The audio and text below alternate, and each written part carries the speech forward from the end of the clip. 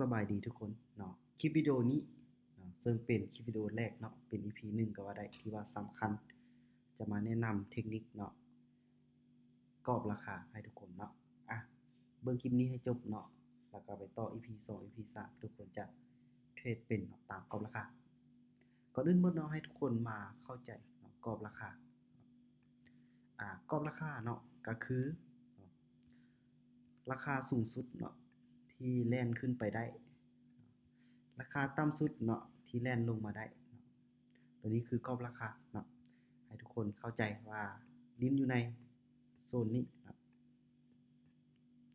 แต่สำหรับการเทรดเนาะให้ทุกคนสังเกตกรอบราคาปัจจุบันก็คือกรอบราคาที่ขึ้นสูงสุดแล้วก็ต่ำสุดในปัจจุบันเนาะว่าลิ้นอยู่ในกรอบราคาใดเนาะคือปัจจุบันนี้ลิ้นอยู่ในตัวนี้เป็นกราฟ XRP นะลิ้นอยู่ใน2305เนาะราคาต่ำสุดก็ลิ้นอยู่ใน229เนาะ82เนาะซึ่งเนาะเราก็ต้องได้สังเกตเบิ่งว่ากรอบราคานี้เนาะแท่งเทียนที่ว่าเทขายยาวสุดเนาะอยู่ในช่วงใดเนาะ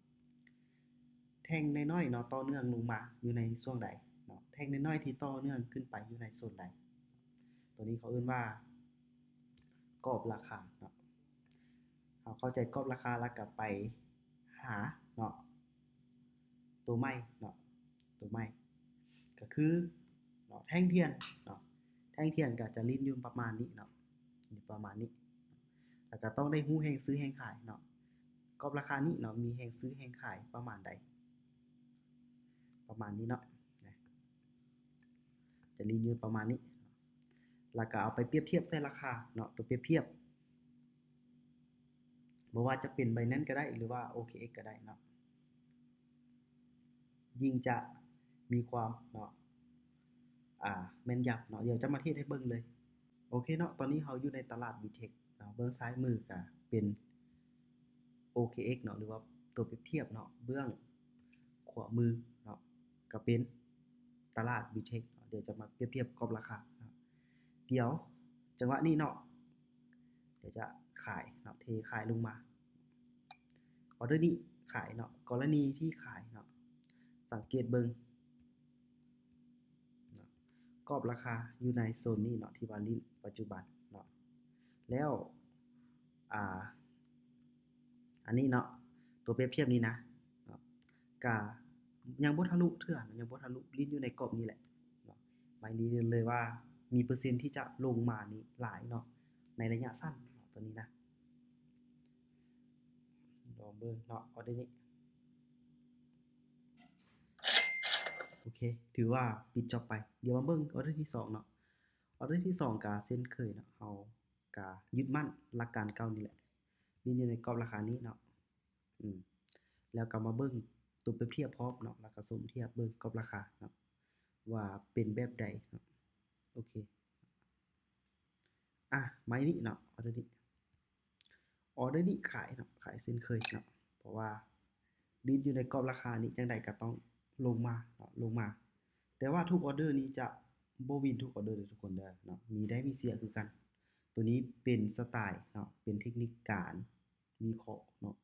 ทุกคนต้องได้เอาไปวิเคราะห์เองเนาะนี่คือออเดอร์นี้เขาวิเคราะห์แล้วว่ามันยังลิ้นอยู่ในกรอบราคานี้แต่ว่ามีแรงซื้อเข้ามาหลายเนาะแต่ว่าสิลงได้บ่ช่วงท้ายก็มีแรงขายมาหลายอยู่เดะเนาะโอเคเนาะลงมาบ่ทันเนาะออเดอร์นี้เนาะออเดอร์ที่2เราผ่านเนาะได้1สองมาเดี๋ยวเราจับจุดได้แล้วบัดนี้เนาะเราจับจุดได้แล้วว่ากรอบราคานี้นะเนาะอยู่ระดับนี้แหละกรอบราคานี้เนาะเดี๋ยวออเดอร์นี้จะเป็นออเดอร์ที่ว่ามั่นใจได้เนาะถ้าว่าอยู่ในกรอบราคานี้เนาะโอ้โอเคเนาะออเดอร์นี้นะตามซื้อได้เนาะออเดอร์นี้อืมเนาะกรอบราคาที่ว่ามีแรงซื้อผลักดันราคาขึ้นได้เนาะก็มีโอกาสที่จะผลักดันราคาขึ้นไปต่อได้กรอบราคานี้ถ้าเบิ่งรถเนาะว่ามันจะผลักดันแบบใดผลักดันแรงหรือผลักดันช้าเนาะ แห้งหรือค่อยก็ขอเป็นแท่งที่บ่ายเลยเนาะเป็นแท่งเขียวแหละมันจะบินเนาะ